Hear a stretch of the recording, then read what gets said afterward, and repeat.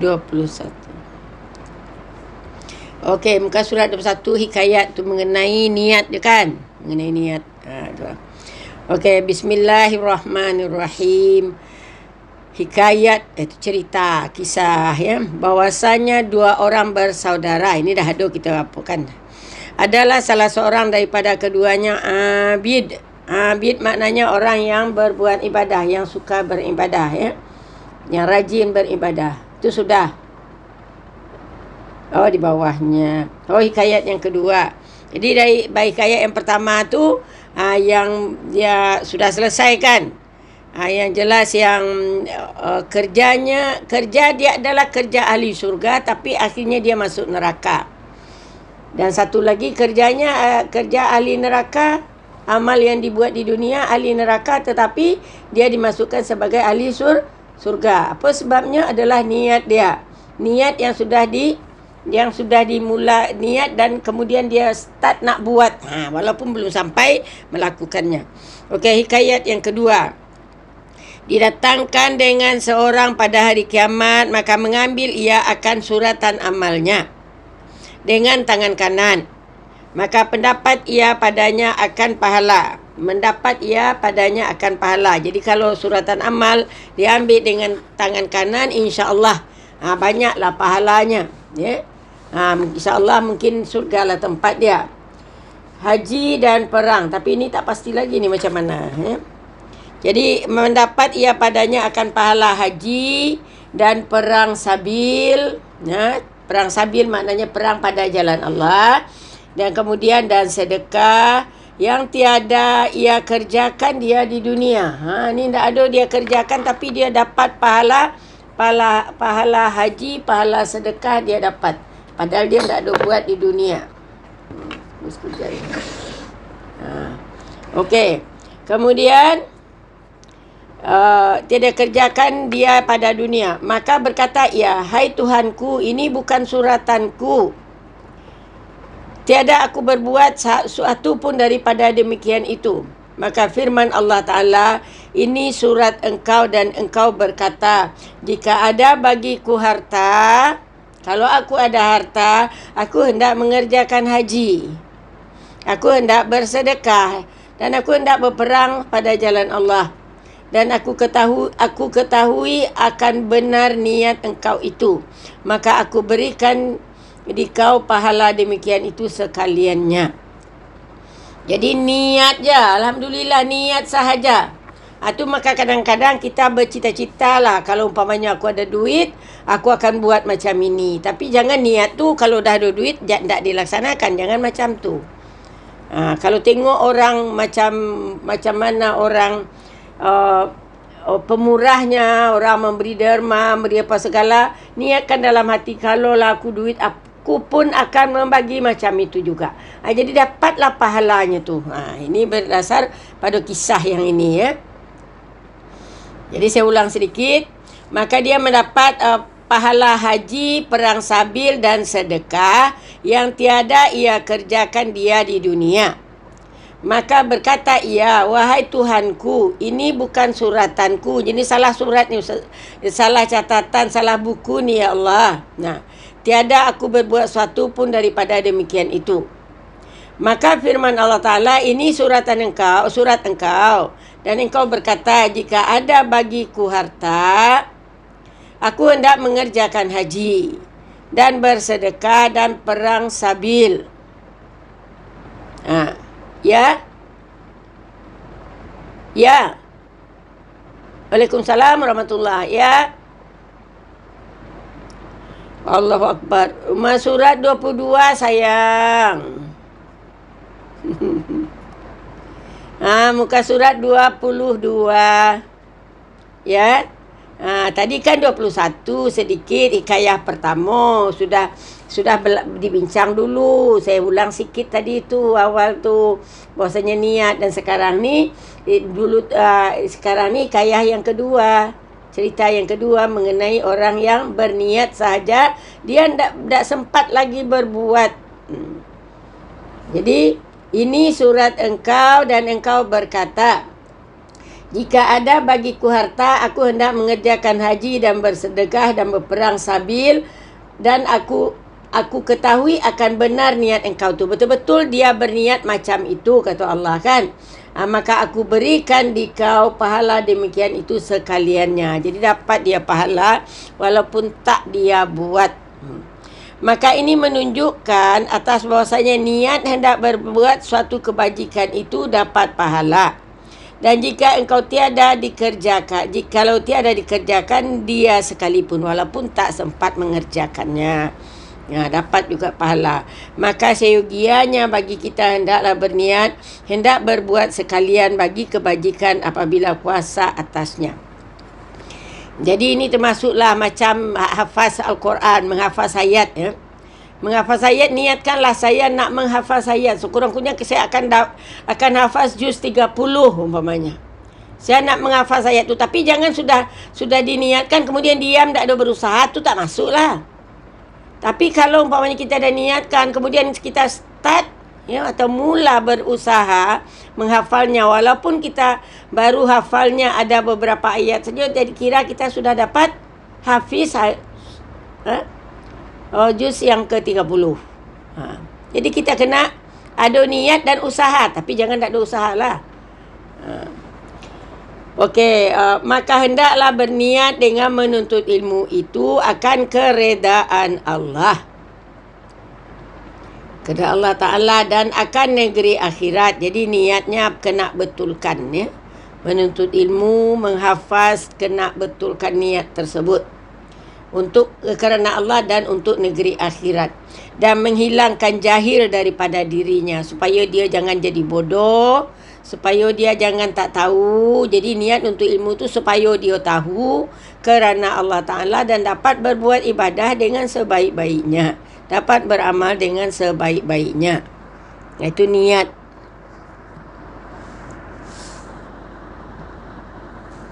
Niat untuk mengerjakan ibadah tadi. Saya dah tak.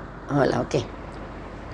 Okey, jadi niatnya mestilah untuk hari akhirat dan adalah kerana Allah Ta'ala. Kerana bahawasanya kekal agama Islam itu dengan ilmu. Ya. Kalau tak ada ilmu, tak ada lagi Islam. Dan tiada sah zuhud dan takwa melainkan dengan ilmu.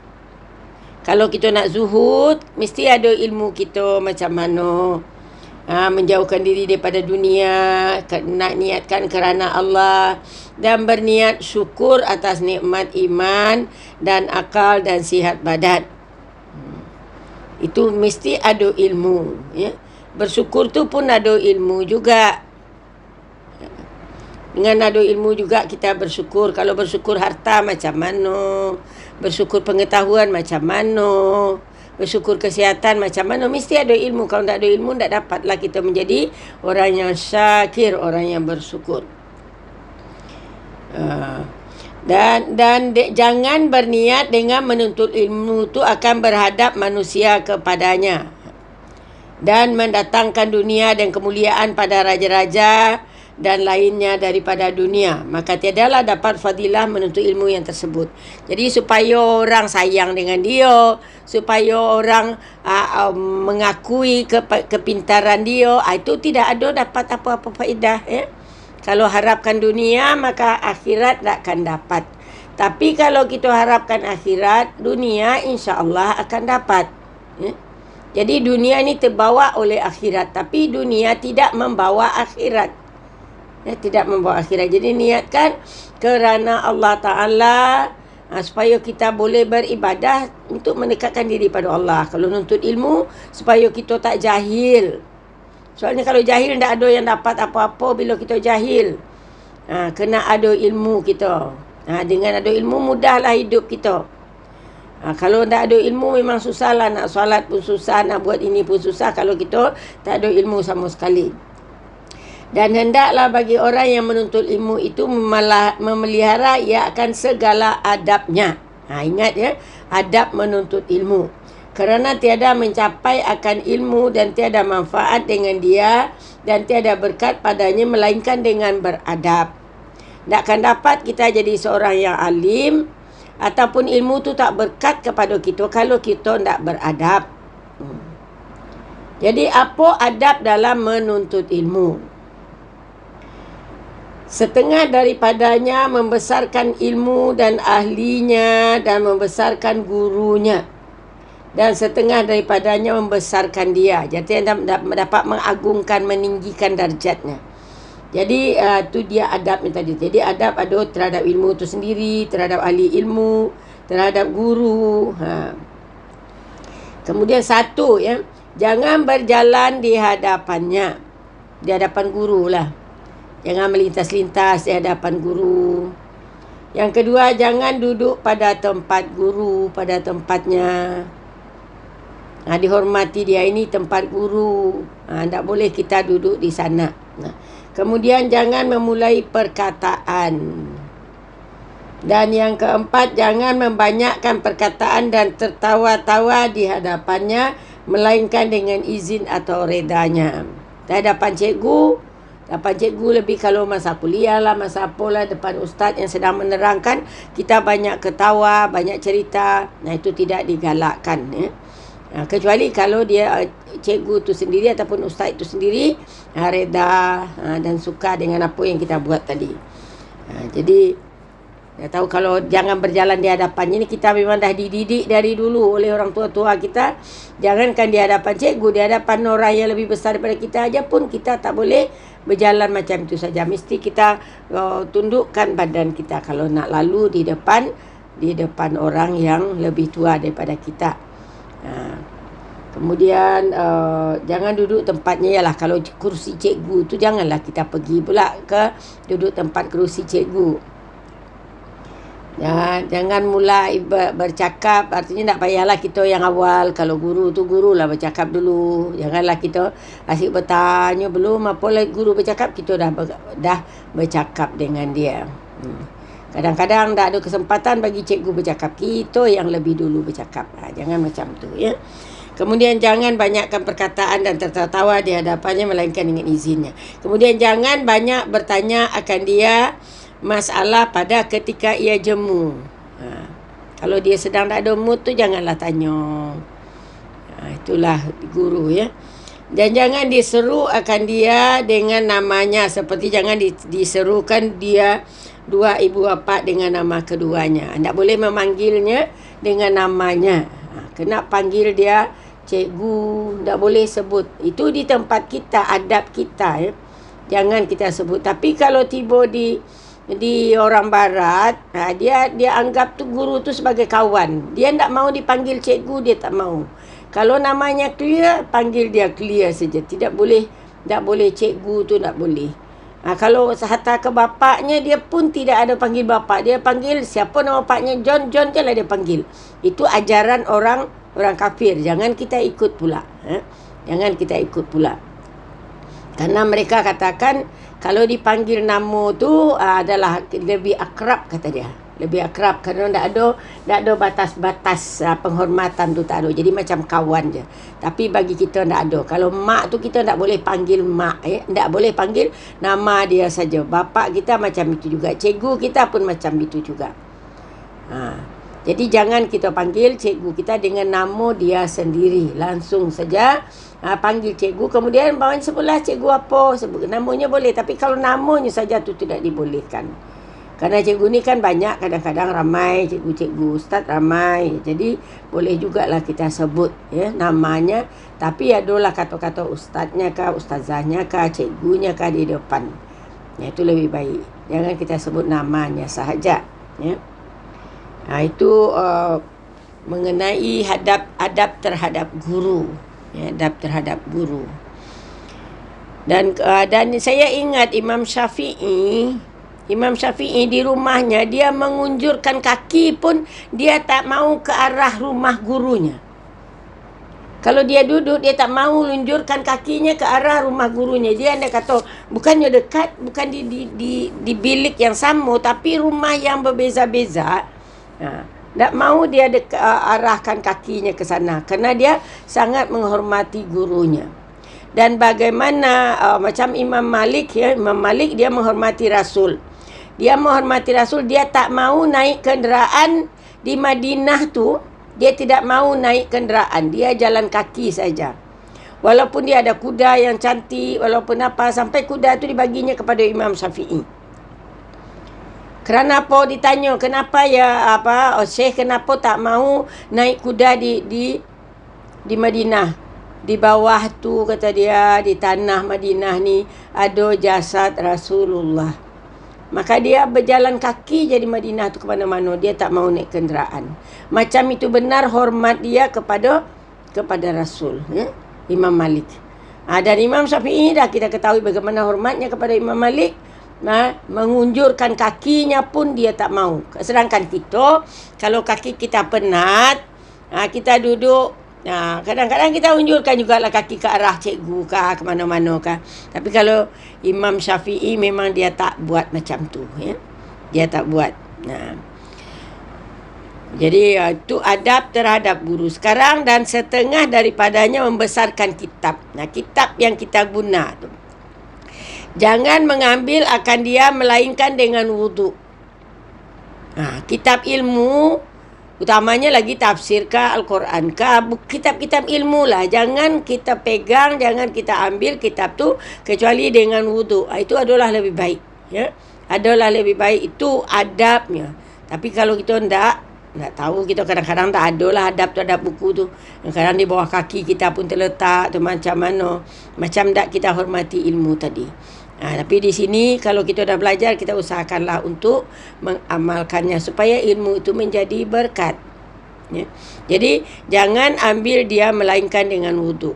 Karena bahasanya ilmu itu adalah nur, adalah cahaya, dan wudu itu juga nur. Maka bertambah nur ilmu dengan nur wudu. Kalau nak belajar tu, kalau boleh berwudu dulu nak belajar. Kita nak belajar ilmu. Saya ingat kalau Imam Malik, ya, Imam Malik yang saya ingat, kalau beliau nak mengajar hadis kah, mengajar apa kah, beliau berwuduk dulu baru mengajar.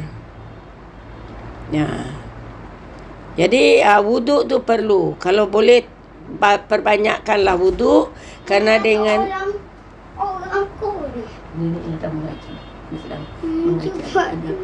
Cepat ni. Mau apa? Ada orang telefon. Ada orang telefon, sekejap ya ada. Siapa tu? Jangan dikacau tu, nanti pecah pula. Siapa yang telefon? Siapa?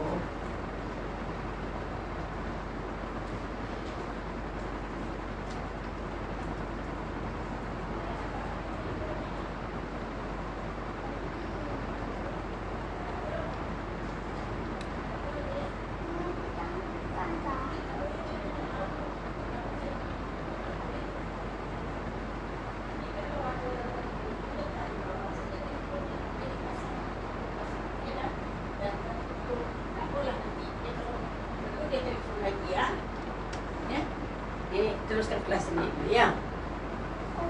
Okey. Baik-baik ya. Kalau tak pakai handphone tu, dia nak dengar lagu. Ya, nanti saya dengar lagu dengan handphone, ya. Ini sekarang ngajar dulu, ya. Okey, kita teruskan. Itu nenek. Ya. Okey, kita teruskan. Jadi yang kedua, jangan menghunjurkan kakinya kepada kitab. Kepada kitab tak boleh hunjurkan kaki. Jangan hunjurkan kaki kepada kitab. Jangan menghantarkan atasnya sesuatu, maka iaitu haram melainkan kerana hajat. Menghantarkan atasnya sesuatu, artinya meletakkan barang di atas kitab itulah, ya. Jangan letakkan barang di atas kitab kecuali kerana hajat. Apa maksudnya ni? Dan setengah daripada membesar kami itu membesarkan taulannya yang bersekutu. Jadi itulah menghantarkan. Maksudnya saya rasa itu meletakkan sesuatu barang di atas kitab tu, ya. Jangan kita letak, utamanya di atas Al-Quran. Janganlah letak barang-barang di atas Al-Quran kita. Dan cara penyusunan Al-Quran yang tidak ada makna sama sekali, Al-Quran sahaja, ayat-ayat saja, itu paling atas. Andai kata kita nak dempit-dempitkan dia, di bawah tu yang ada tafsir boleh. Ya. Yang tafsir, kemudian Al-Quran di atasnya. Tapi kalau umpamanya buku di atasnya tidak dibolehkan.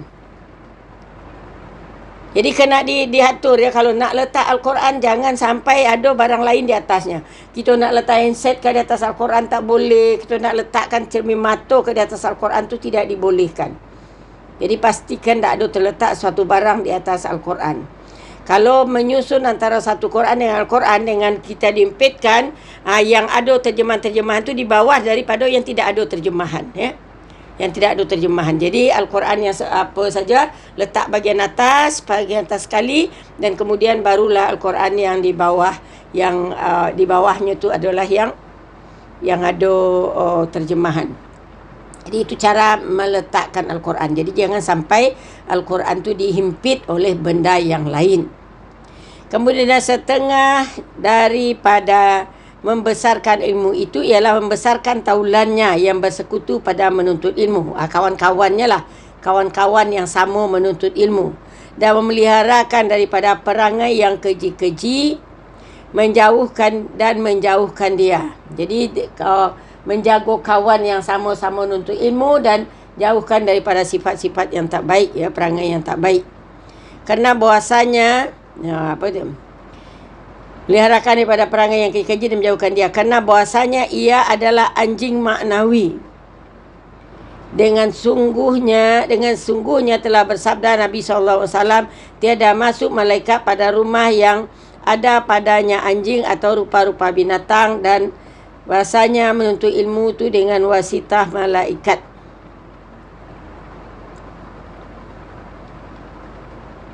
Jadi memelihara daripada perangai-perangai yang tak baik.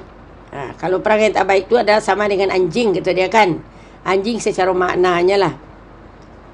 Bahasanya ia anjing maknawi, dan sungguhnya sabda daripada Nabi, tak masuk malaikat pada rumah yang ada padanya anjing, iaitu rupa-rupa binatang. Itu maksudnya. Dan bahasanya menuntut ilmu itu dengan wasitah malaikat. Jadi ada malaikat, bukannya binatang-binatang, ya. Jadi taulan dalam bersekutu dalam menuntut ilmu, kawan-kawannya itulah. Pelihara daripada perangai yang keji, jangan sampai buat kerja benda yang keji, jauhkan. Kerana yang perangai yang keji itu adalah sebagai anjing sifatnya, dan takkan masuk malaikat, ya. Jadi nak masuk malaikat ke rumah, nak masuk ilmu ke dalam otak kita, nak masuk malaikat dalam majlis ilmu kita kalau sekiranya ada perangai-perangai yang tak betul bagi orang-orang yang menuntut ilmu tadi, ya.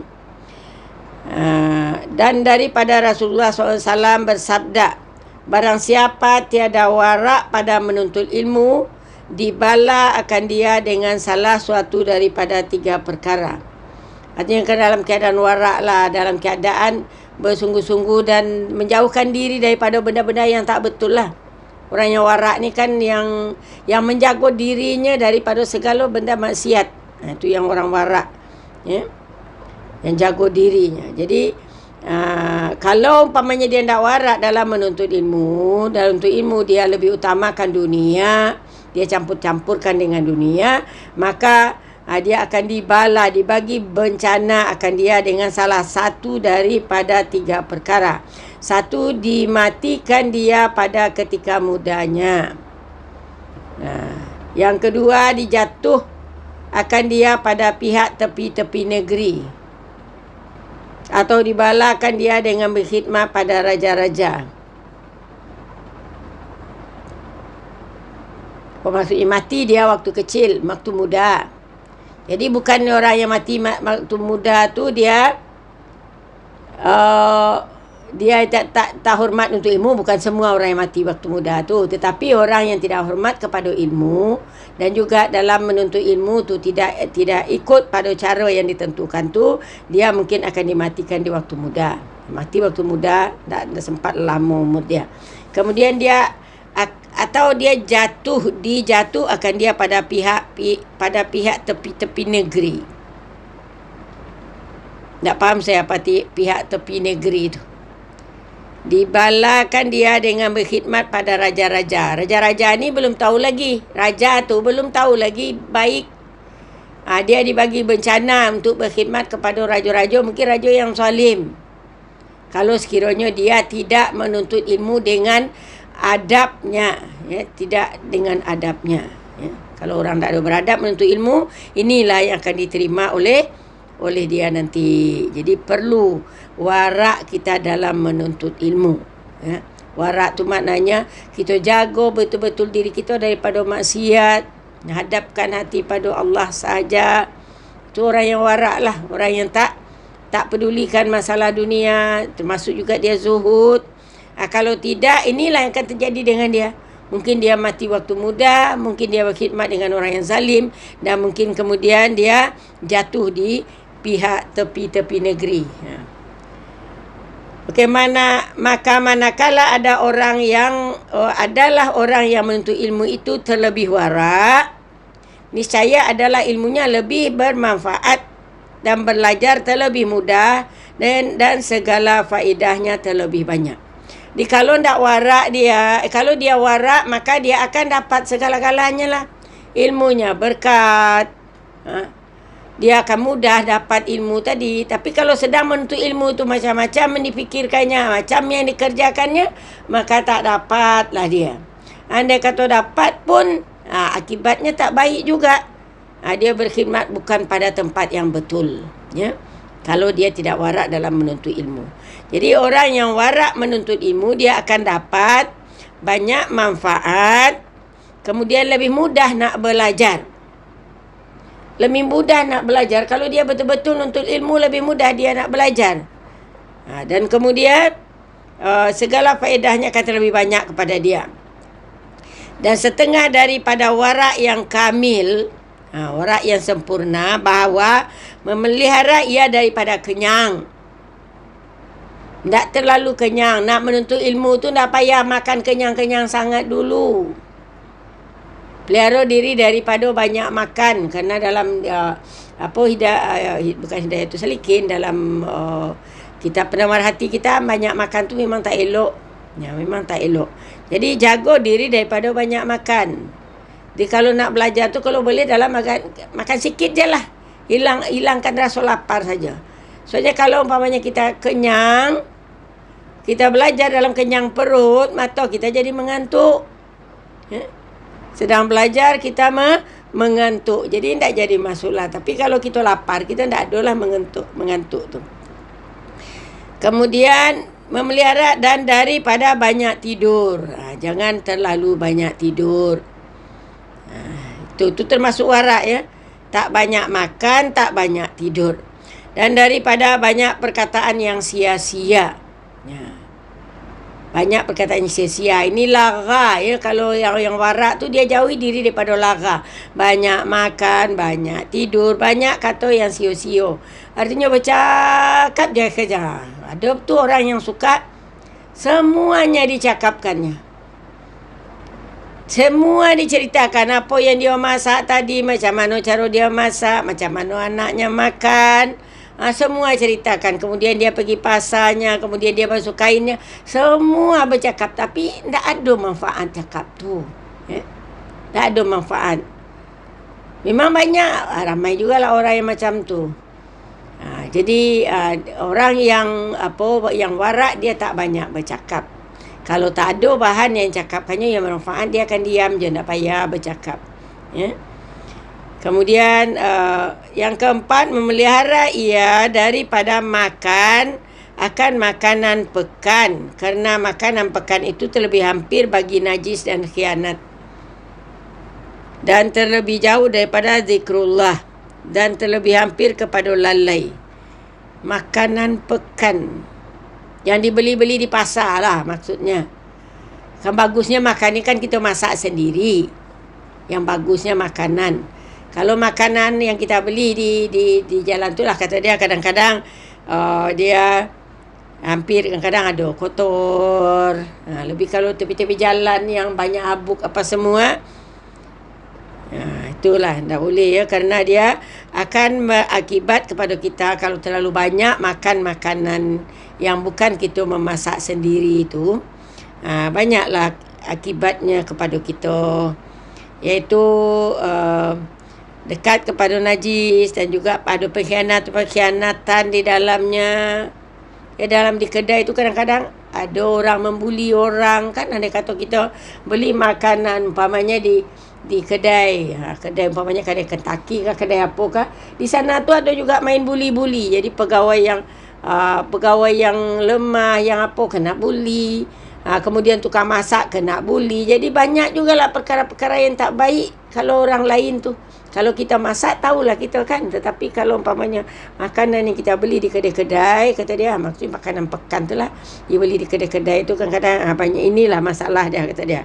Ada khianat terlebih jauh daripada zikrullah. Tak adalah orang yang berjual tu, orang macam Kentucky ke McD ke apa kan, takkan ada lah dia zikrullah sedang memasak tu. Kalau kita memasak, sejak daripada dengan bismillahnya, kemudian dengan tasbihnya, kalau ada yang bertasbih, macam-macam lah. Jadi makanan yang kita masak sendiri itu adalah lebih baik daripada makanan yang kita apakan dari luar. Itulah maksudnya. Jadi jauh daripada zikrullah, terlebih hampir kepada lalai keadaan makanan tadi. Dan lagi kena bahasanya mata segala fakir jatuh atasnya. Artinya orang yang susah ke dia dan menengok orang ni makan Kentucky lah, katanya saya ni tak ada. Jadi orang yang fakir, dia tak ada memakan makanan macam tu. Jadi dia rasa hibur lah menengok kita, membelinya. Jadi dia cakap, lagi kerana bahasanya mata segala fakir, orang-orang yang susah hidupnya jatuh atasnya, dan tiada kuasa mereka itu untuk membeli akan dia. Yang kita ni berpoya-poya, orang-orang yang susah tak ada dapat nak membeli. Jadi jauhi makanan yang macam tu, kata dia. Sekali-sekala tu boleh lah, kalau selalu tu yang tak boleh. Sekali-sekala tu boleh. Maka jadi menyakiti mereka itu dengan demikian, hilanglah berkatnya. Kita makan kenyang, hilang berkatnya kerana orang lain tak dapat makan.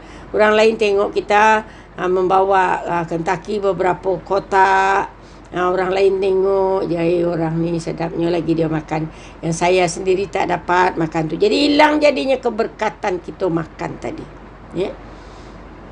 Bagus ni kita belajar macam ni, jadi tahu kita macam mana. Yang untuk diri kita lah, yang untuk anak-anak kita kalau boleh kita usahakan. Kalau umpamanya tak boleh lah, memang budak-budak makan sekarang macam tu, tapi nanti kita akan ajar juga dia. Dia ajar dia, memang jauhlah lebih baik kita memasak sendiri dengan tahu kita bahan yang kita masukkan, kemudian dengan zikrullahnya, bismillahnya, berkat makanan tu. Walaupun makanan tu tak banyak, walaupun makanan tu tak begitu semacam-macam yang ada di kedai, tapi seronoklah makan walaupun hanya dengan 1-2 lauk saja. Seronok kita makan dan berkat makan tu. Okey, maka jadi dia menyakiti mereka itu dengan demikian itu, hilanglah berkatnya. Dan sabda Nabi SAW, hak orang mengajar atas orang belajar itu ada 6 perkara. Orang mengajar lagi, orang yang mengajar tu jangan diseru akan gurunya dengan namanya. Orang yang mengajar kepada pelajar, jangan sebut gurunya dengan namanya. Jangan jadikan lututnya serta lutut gurunya. Jangan bertemulah. Duduk tu jangan dekat sangat dengan guru tu sampai bertemu lutut. Tapi berbeza dengan yang dibuat oleh Malaikat Jibril dalam hadis Jibril. Malaikat Jibril dengan Nabi. Malaikat Jibril dengan Nabi ketika Nabi sedang ada bersama dengan para sahabat, mungkin sedang mengajarkan. Datang orang yang berpakaian putih, duduk di depan Nabi, bertemu lututnya dengan lutut Nabi. Itu malaikat, itu Malaikat Jibril yang duduk. Kalau kita sebagai murid, tak payahlah kita duduk dekat sangat dengan guru kita tu. Jangan dijadikan lututnya serta lutut gurunya. Jangan duduk pada tempatnya. Itu sudah ada diapakan kan. Jangan duduk di tempat guru tadi. Kemudian jangan tertawa-tawa di hadapannya. Jangan berjalan di hadapannya. Jangan mengangkat suaranya atas suara gurunya. Artinya jangan lebih tinggi lagi suara daripada suara guru. Jangan bergaduh dan berbantah dengan guru, ya. Jangan bergaduh dan berbantah dengan guru. Jadi kalau ada cikgu kita terangkan sesuatu, kalau tidak bersesuaian dengan kita, jangan kita bantah dengan cara yang tak baik. Kalau kadang-kadang kita ni dalam berbantah ni kita tak ada ilmu kan. Kita tak tahu kadang berbantah tu pendapat orang tu langsung kita tidakkan, langsung kita salahkan. Tapi sebenarnya kalau dalam ilmu, untuk kita berdebat dengan orang, kita tak boleh menyalahkan orang, tak boleh tidak menerima pendapat. Dia katakan pendapat itu baik, tetapi bagilah tambahan. Ini itu tak betul, itu tak betul, itu tak boleh, ya. Tak boleh kepada, utamanya kepada guru kita. Jangan dibantah dia. Kita kena patuh dan rendah suara daripada suara guru. Jangan suara kita lebih tinggi daripada suara guru. Macam itu juga suara kita dengan suara ibu kita. Jangan tinggikan suara di depan ibu, dan jangan juga tinggikan suara kepada ayah kita. Kalau anak-anak kita buat macam tu, ataupun cucu kita buat macam tu, kita kena didik dia. Jangan sampai dia meninggikan suara kepada ibunya, ya. Tak boleh, ya, kita tinggikan suara pada ibu. Kita kena ajar, kena didik anak-anak kita. Okey, itu dia adab dalam menuntut ilmu tadi. Ya, jadi adab kepada guru dan juga adab kepada kitab atau ilmu yang kita belajar. Jadi kita kena, kalau boleh nak belajar tu berwuduklah dulu. Niatkan kerana Allah. Ya. Niatkan untuk menghilangkan kejahilan kita. Agar kita dapat beramal dengan baik, beribadah dengan baik, untuk mendekatkan diri kita kepada Allah. Okey, sekarang faedah, ya. Setengah daripada yang terlebih kuat sebab bagi hafaz itu bersungguh-sungguh dengan mengekali dan sedikit makan. Jadi terlebih kuat sebab hafaz. Boleh kita menghafaz satu bersungguh-sungguh baru dapat hafal. Bersungguh-sungguh, walaupun umpamanya satu ayat kah satu hari, setengah ayat kah satu hari, kita hafal dengan bersungguh-sungguh. Kemudian kekali, artinya istiqamah dalam menghafal. Jangan sehari ini dia hafal banyak-banyak, besok tak ada ingat. Dia kena istiqamah, kekal kita menghafal. Dibaca, kalau kita hafal ayat lah umpamanya, dibaca ayat tu masa sebelum solat kah, selepas solat kah, dibaca, diingat, insya-Allah akan dapat. Karena di dalam pelajaran kita ni banyak kita disuruh menghafal lah. Macam doa-doa kat dalam Hidayatus Salikin tu, banyak doa yang harus kita hafal. Jadi kita istiqamah lah, kekalkan. Bila umpamanya kita nak macam doa selepas wuduk kan, yang biasanya kita baca Allahumma ja'alni minat tawwabin wa ja'alni minal mutatahhirin wa ja'alni min ibadikas salihin. Kemudian ada tambahannya di dalam Hidayatus Salikin. Allahumma ja'alni saburan, syakuran wa ja'alni an yuzkara zikran kasira. Adalah tambahan-tambahan tu. Jadi hafal sikit-sikit, tetapi istiqamah menghafalnya. Okey, kemudian daripada terlebih kuat sebab hafaz itu bersungguh-sungguh mengekali dan sedikit makan. Makan diulang-ulang, ya, jangan terlalu banyak makan. Sedikit makan, dan kemudian solat tahajud pada masa malam. Di waktu malam kena jadikan kita sebagai ahli tahajud, ya. Jadikan kita sebagai ahli tahajud. Jangan sampai kita bangun ketika matahari sudah terbit ataupun ketika fajar dah terbit. Bangunlah lebih awal, buatlah tahajud berapa rakaat yang kita mampu. Buat 2 kah, buat 4 kah, gitu. Jadi pastikan kita menjadi ahli tahajud. Kerana ahli tahajud ni tempatnya spesial, ya. Tempatnya spesial, kemuliaannya banyak, kemuliaan yang diberikan Allah. Kalau kita nak tahu ciri-ciri daripada ahli syurga, satunya adalah orang yang sentiasa bertahajud, ya. Ciri-ciri ahli syurga, satunya orang yang sentiasa bertahajud. Wa minal laili fatahajjat bihi nafilatan laka asa an yab'atsaka rabbuka maqaman mahmuda. Jadi di waktu malam bertahajudlah. Ini suruhan daripada Allah ya. Bertahajudlah kita waktu malam dan jadikan kita sebagai ahli tahajud. Mudah-mudahan kita akan dapat kemuliaan.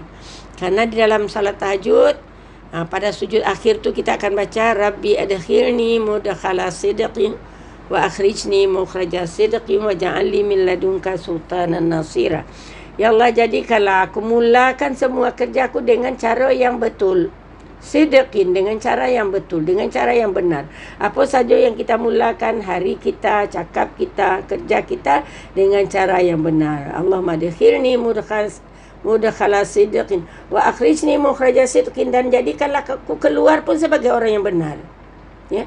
Masuk sebagai orang yang benar dalam apa saja masalah, dalam apa saja kerja kita, sebagai orang yang benar memulakan, dan akhirnya juga kita harapkan dalam keadaan benar. Kemudian Allah bagi waja'alli min ladunka sultanan nasira. Jadi kalau untukku dari sisi engkau ada pertolongan, ya, ada kuasa, sultanan nasira, suatu kuasa yang boleh menolong. Jadi orang yang bertahajud ni ada kuasa yang boleh menolong dia dalam semua permasalahan dia. InsyaAllah Allah akan ada menolong dia. Jadi usahakan diri kita untuk menjadi ahli tahajud. Jadi jangan katakan si itu, jangan si itu, diri kita ya. Kita belajar ni untuk diri kita, bukan untuk orang lain. Tak payah bandingkan dengan orang lain. Si itu tu yang macam itu, jangan. Saya nak menjadi macam itu. Jadi jadikan sebagai ahli tahajud ya. Jadi sembahyang tahajud waktu malam, kemudian banyak baca Al-Quran dan membaca tak sekala mengangkat akan kitabnya. Waktu dia nak mengangkat kitab, dia baca bismillah wa subhanallah walhamdulillah wa la ilaha illallah wallahu akbar. Wa la haula wa la quwata illa billahil aliyyil azim. Adada kulli harfin kutiba wa yuktab abadan al-abidina wa dahraz dahirin. Jadi bismillah dengan nama Allah, wa subhanallah dan maha suci Allah, walhamdulillah dan puji-pujian bagi Allah, wala ilaha illallah dan tiada Tuhan yang disembah kecuali Allah, wallahu akbar dan Allah maha besar, wala haula wala quwata illa billahil aliyyil azim, tiada daya dan kuasa kecuali dengan pertolongan atau izin Allah yang maha tinggi lagi maha agung, Al-Aziz lagi perkasa, Al-Alim lagi maha mengetahui. Berapa banyak kita baca tu? Tu dia cakap ada kulli harfin, sebanyak setiap huruf kutiba yang ditulis. Jadi kalau kita angkat buku, sebanyak huruf yang ada tertulis di sini. Wa yuktab dan yang dituliskan, yang tertulis dan yang dituliskan. Tertulis tu memang dah ada dah. Tertulis mungkin yang kita tulis, kita catat. Wa yuktab. Dan yang ditulis abadal abidin, selama-lamanya, sepenuh abad dan sepanjang masa. Jadi walaupun kita ucapkan benda tu sekali sahaja, ini yang amalan satu kali kita bercakap, amalannya, pahalanya akan berpanjangan dengan kata-kata yang macam inilah. Ya. Kita baca subhanallah walhamdulillah wala ilaha illallah wallahu akbar. La haula wala quwata illa billahil aliyyil azim. Sebanyak apa? Ada kulli harfin, sebanyak huruf kutiba yang ditulis, wa yuktab yang akan ditulis, yang telah ditulis dan yang akan ditulis, abadal abidin, selama-lamanya sampai hari kiamat, wa dahrad dahirin, ditulis sepenuhnya abad dan sepanjang masa. Dahra tu masa, dahirin tu yang sepanjangnya lah, sepanjang masa, sebanyak masa. Jadi selagi kitab tu bertulis, ada lagi orang menulis, kita dapat pahala daripada tasbih kita tadi tu. Ini ilmu baru bagi kita ni. Ya. Biasanya kita nak ambil buku, ada apa kita cakap bismillah je paling-paling kan. Bismillahirrahmanirrahim.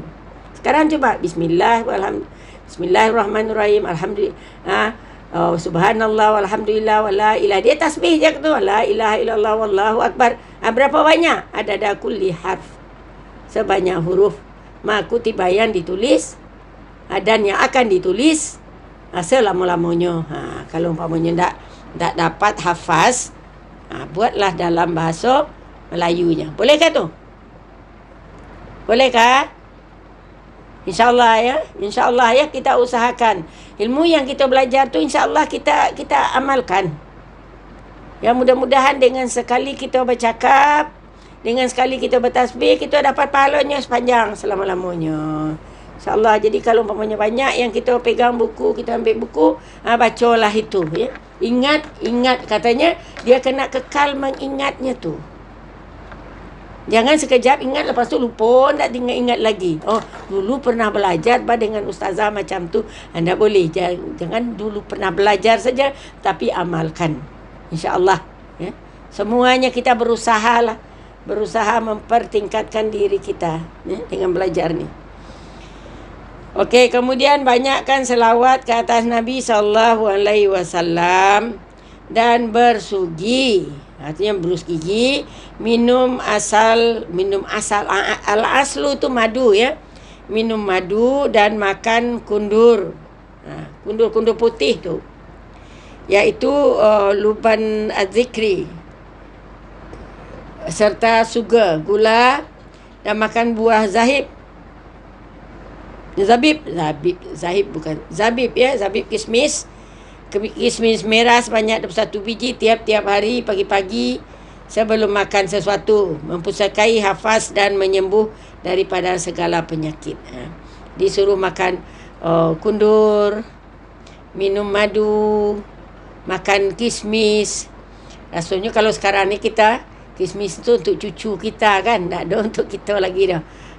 Tapi ni disuruhlah kita di sini kan, kita sebagai talib, sebagai orang yang belajar, disuruh juga kita memakan kismis tu, zabib ya, zabib tu kismis. Cakap 21 biji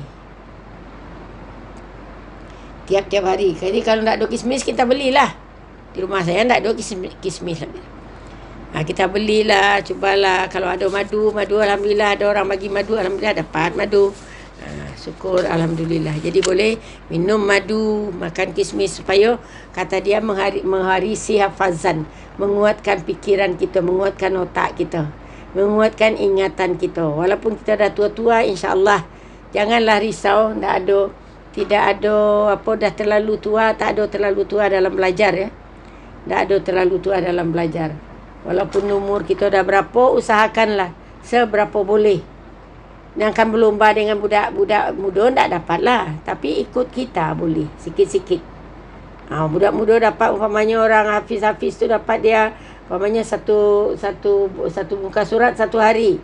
Yang kita tak payah satu muka surat, satu baris saja satu hari pun cukuplah. Satu baris seminggu pun boleh jugalah, tidak menjadi masalah, asalkan kita berusaha ya. Berusaha untuk menghafal, berusaha untuk belajar. Dan tersebut di dalam nuzhah an-nufus. Nuzhah itu artinya pembersihan jiwa. Berkata seorang lelaki bagi Ibnu Abbas radhiyallahu anhuma, aku banyak lupa. Maka berkata ia baginya, lazimkan olehmu dengan kundur. Itu bukan Nabi ya, bukan hadis Nabi ya, tapi kepada Ibnu Abbas dia bertanya. Orang bertanya mengatakan, aku ni pelupa lah. Itu dia cakap, lazimkan olehmu dengan kundur, ditaruh akan dia di dalam air pada malam hari.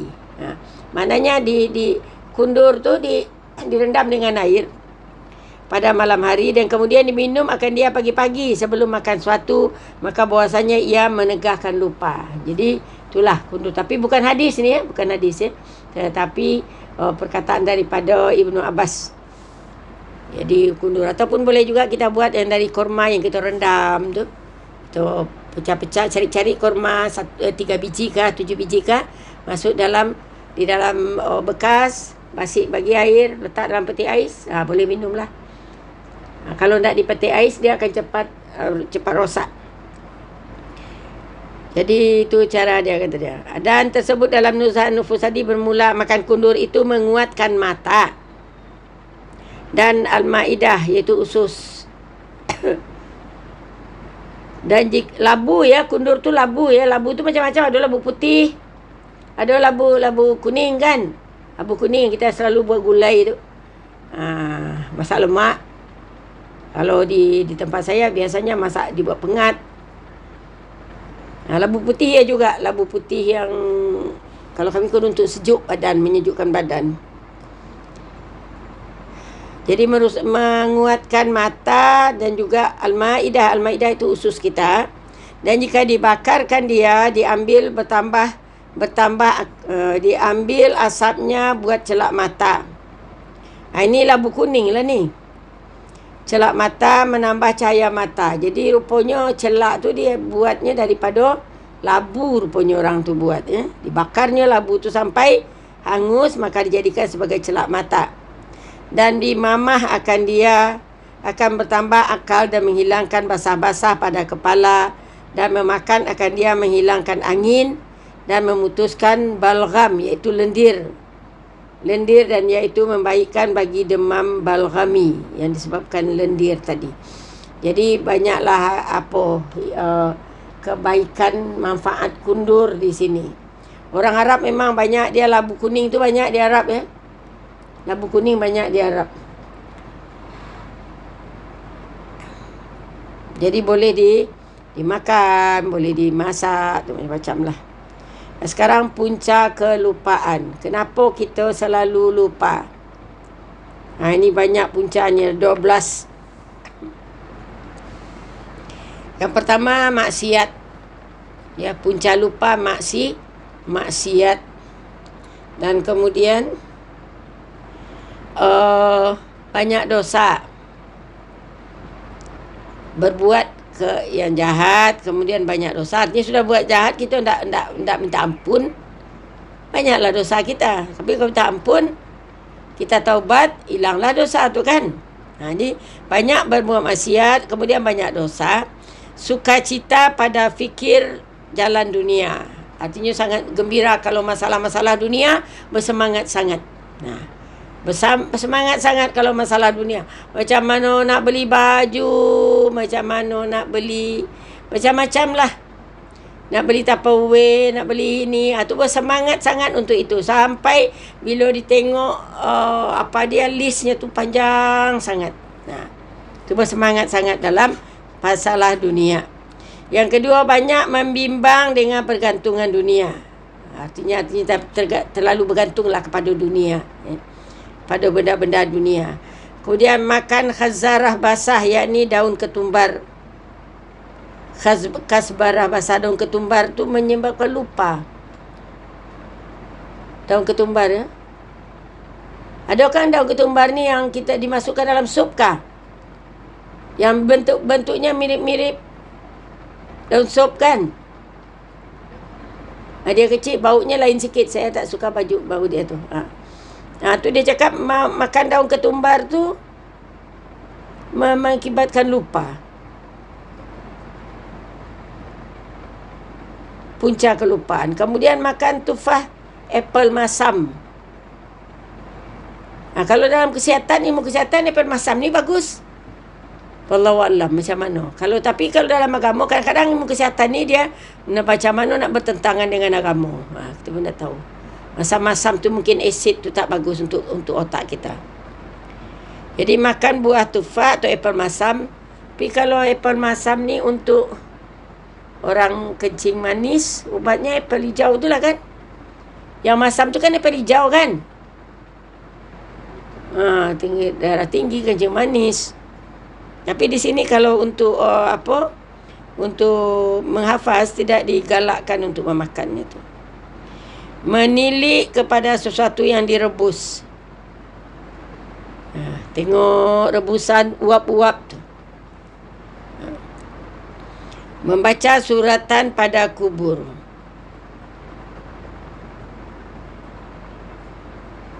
Berjalan antara kitar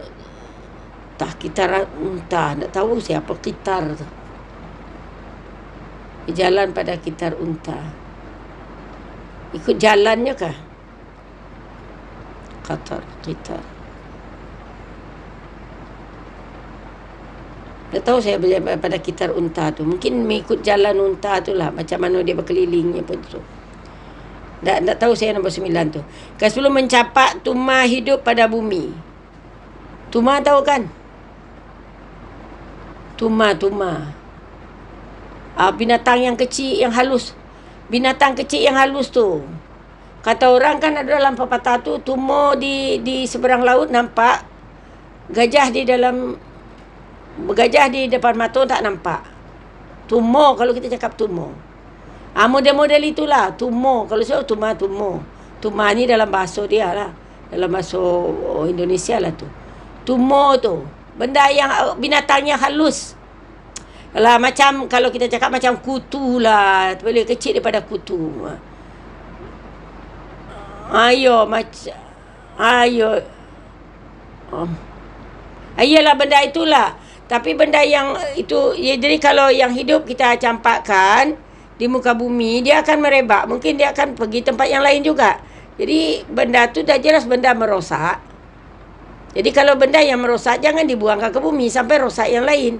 Matikan dia dulu. Jadi dia binatang yang halus, yang boleh merosak. Macam itulah kira yang tumor tu. Tumor benda yang kecil. Dicampak pada bumi. Yang hidup, hidup. Kalau dia dah dimatikan tu tak apa. Kemudian berbekam buang darah di lubang tengkuk. Membuang darah di lubang tengkuk. Kalau tempat lain mungkin tak apa, disuruh. Rasul pun ada di kepala apa semua. Tapi di lubang tengkuk ni mungkin tidak dibolehkan. Mungkin adalah penyebab itu saraf-saraf yang ada di sana tu. Kemudian memakan sesuatu yang menambahi balgam. Seperti banyak minum air. Jadi sekaliannya itu mempusakai lupa. Menjadikan kita jadi pelupa. Yang berlebihan.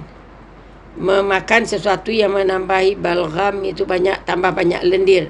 Seperti banyak minum air. Itu boleh mengakibatkan lupa kalau terlalu banyak. Kata qil tu dikatakan. Muafakat 70 Nabi alaihi salam bahwasanya banyak lupa itu daripada banyak balgam itu. Banyak balgam itu daripada banyaknya minum, dan banyak minum itu daripada banyak makan. Artinya banyak makanlah menjadi punca kepada banyak lupa. Terlalu kenyang kita jadi lupa. Dikatakan tak tentu siapa yang mengatakan ini, dikatakan macam tu. Dan makan roti kering itu memutuskan balgam. Jadi tak payah makan roti basah kata dia. Kena roti kering memutuskan balgam. Dan demikian lagi makan buah zabib pagi-pagi sebelum makan sesuatu. Dan jangan banyak makan daripadanya. Maka berhajat kepada minum air. Jadi jangan banyak makan. Kalau zabib tu dia ditakarnya 21 biji je. 21 biji. Kalau terlalu banyak jadi haus. Zabib tu kismis. Ya bos, kismis. Jadi makan buah zabib pagi-pagi sebelum makan suatu.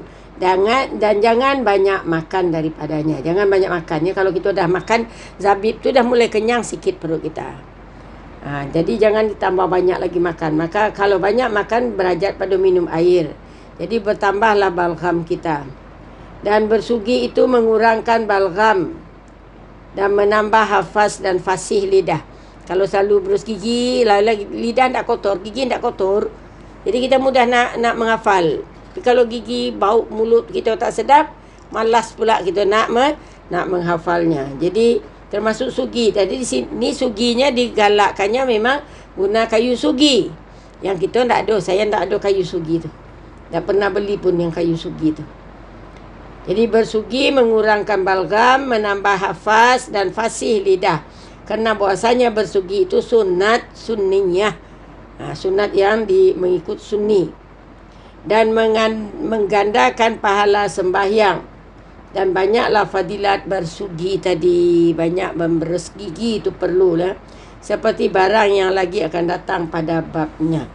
Jadi banyak lagi faedah daripada bersugi. Jadi itulah dia penyebab daripada lupa tadi. Ingat ya, penyebab lupa tu ada 12 di sini. Kalau terlalu fikirkan dunia, lupalah pasal akhirat, lupalah dengan hafazan. Kalau terlalu menengok-nengok benda yang tak betul, lupalah hafazan kita, hilanglah dia. Okey, sekarang ni jam sudah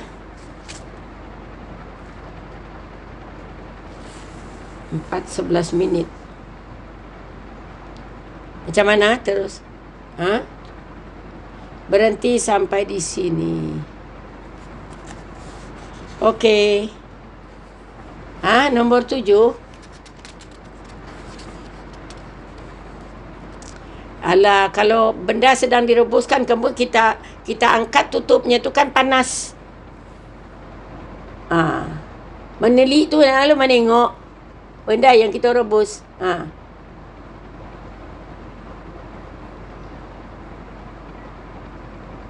Ayo itulah. Tapi ini kadang-kadang ilmu ni berbeza-beza lah. Kalau yang cengkeh tu lain. Ini benda-benda masak yang kita masak yang berebus sifatnya. Kemudian kita apakan muka kita ke sana tu. Menengok ke sana tu.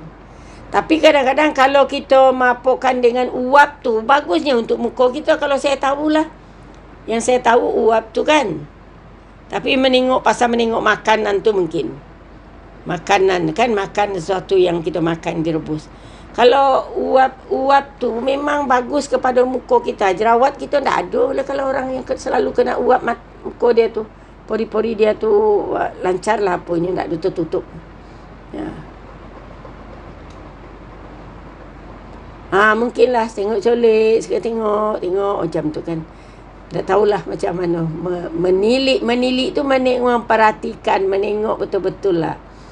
Lainlah kalau uap cengkeh tu memang uap tu dapat ke muka untuk menghindar daripada yang orang rasa sesama kan. Sesama batuk tu kan. Kalau diguna uap cengkeh tu, mungkin dia akan lega lah perasaan apanya tu. Ya. Apa yang tertulis di kubur lah. Suratan tu apa yang tersurat di kubur. Ataupun membaca ayat-ayat di kubur. Baca ayat-ayat. Baca ayat, membaca suratan pada kubur.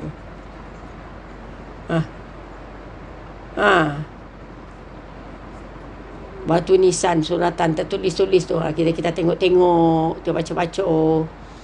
Siapa yang dalam, wallahu a'lam. Itu boleh menyebabkan kita lupa.